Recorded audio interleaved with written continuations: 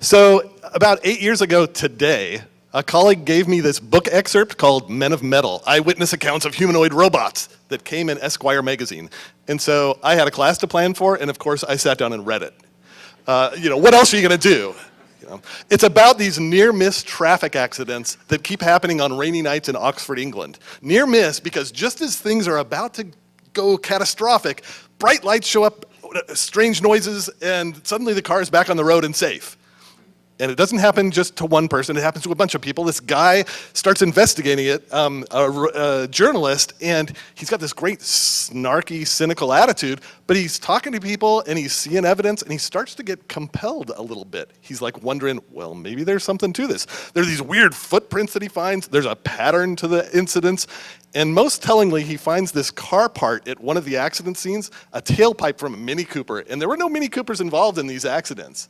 So he's, thinking, okay. He investigates and finds out that there's this engineer for Mini who has been dabbling in robotics. And this guy has like these, weird things happening at his house. He has this very strange website that seems to indicate that he's doing perverse things. Well, the leads all go cold, and he ends up with this, sort of equivocation. I can't say for sure that there are robots, but there might be. So after I'm done reading this thing, I have this moment. You've had these moments, right? I'm like, I'm an English professor, for God's sake. I should know what I just read. I don't know what this is. What is this thing? Is this real? I don't know what it is. Are the people really doing this? Well, I was raised on The Night Stalker and The X-Files, and so I totally want to believe. I'm like, ooh, this could be cool. He left lots of breadcrumbs, so I did some investigating. I started tapping around with clicking around and things, and what did I find? Well, I found out that there is a book publishing company that seems to be, publishing this stuff. The guy seems like a real person that wrote it. There's a web page for people to report these strange incidents in Oxford. I'm thinking, well, but this can't be true, can it? There's I don't know if you can see this video.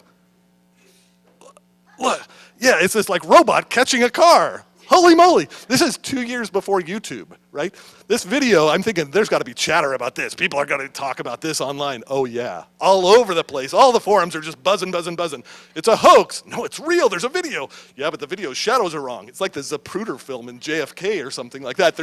They're all over this. Well, the New York Times finally breaks the story. You've probably figured it out, right? It's an ad, right? It's like, I'm like Ralphie in A Christmas Story. Remember he had Ovaltine? And he goes, a crummy commercial? Son of a bitch. That's my attitude. I'm thinking, oh my God, I wasted all this time digging, trying to figure this stuff out. Well, it turns out it's a thing called guerrilla advertising. I had no idea that this existed, but it's it's a word of mouth kind of thing where they rely on people to create something interesting and that it will spread. Well, guerrilla advertising was always, this came about in the 80s, and it was always based on this idea of memes, Richard Dawkins' term, right? That cultural cognate to biology's gene. What memes want to do is they want to replicate. They want to just reproduce all over the place. And from a meme's eye point of view, it doesn't care if it's a good idea or a bad idea. It just wants to replicate, right? So we have keyboard cat here, all over the place. Well, so Malcolm Gladwell is thinking about this and talking about the notion of viral spreading in the internet age that social media allows to happen to ideas that are sticky for a particular group of people, right? That if it's a thing that is compelling for some reason, it'll spread. And I was thinking, well, business has figured this out, but educators, not so much. What are the memes in education? Well, we've seen this image already tonight, right? There's straight desks, teacher front and center, students, These are the memes that are compelling in education because they are replicable, right? They're easy to reproduce. In my field, writing, holy moly, these 5-paragraph essays that turn out uniform, crappy pieces of writing, they all look the same, but they're all bad. They have great memes, but they're bad teaching. What's wrong with this? So I'm thinking about inquiry. This is what I did when I found the little booklet, right? I went into this process of inquiry. I wanted to figure this thing out. What is this thing?